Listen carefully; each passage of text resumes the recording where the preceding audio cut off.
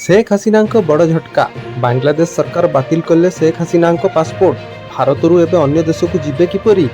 बांग्लादेशर पूर्वतन प्रधानमंत्री शेख हसीना असुविधा दिनकू दिन बढ़िबार लगी। 5 अगस्ट में निज जीवन को बचाई से ढाकारु भारत को आसी आश्रय नहीं। भारत पहुंचा पूर्व शेख हसीना को प्रधानमंत्री पदवी छाड़ा पड़ा। वर्तमान बांग्लादेश सरकार शेख हसीना डिप्लोमेटिक पासपोर्ट रद्द करने को घोषणा करिसेंती। अर्थात जो पासपोर्ट को नहीं शेख हसीना भारत आसी वर्तमान से तार मूल्य नहीं। पासपोर्ट रद्द होबार कारण वर्तमान शेख हसीना ऊपर बांग्लादेश फेरिबा को चाप रहिबो। सूचना अनुसार बांग्लादेश ऑफिशियली बा डिप्लोमेटिक पासपोर्टधारी व्यक्ति को भारत में बिना वीजा 45 दिन पर्यंत रहिबार अनुमति रही।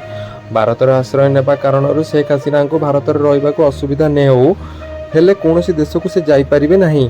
बांग्लादेश पूर्वतन प्रधानमंत्री शेख हसीना ऊपर 50 रु अधिक मुकदमा जारी करा जायछि, जो अधिक हत्या मामला रही।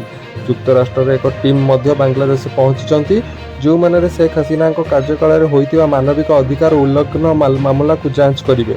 निज प्राथमिक जांच रे यूएनए टीम शेख हसीना ऊपर अनेक अभियोग लगाई। कहुए बांग्लादेश सरकार शेख हसीना विरोध में भारत प्रत्यार्पण दाबी करिपारନ୍ତି।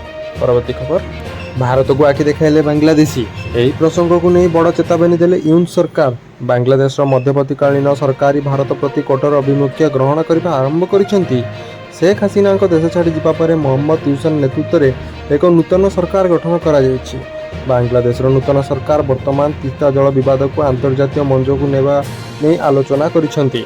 रिपोर्ट अनुसार जल और परिवेश मंत्री रिजवाना हसन कहते तीस्ता जल विवादर समाधान पाई बांग्लादेश अंतर्जातीय मंच को जीवा विचार करवा। पश्चिमबंगर सीएम ममता बनर्जी नाम नहीं रिजवाना कहते मोहम्मद यूसन सरकार दुई देश मध्य नदी सह जड़ित प्रसंग उठाइबे। ममता बनर्जी जल नदेवा कथा मन अच्छी। से कहते तीस्ता जल को नहीं आमे पछकू हटिबू नहीं।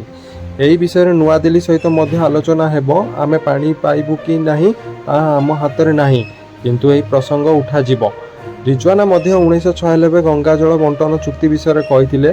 से कहते चुक्ति नवीकरण उपर पुनर्बार आलोचना करने को पड़ो, जहाँ शेख हसीना प्रधानमंत्री मोदी होइतिला।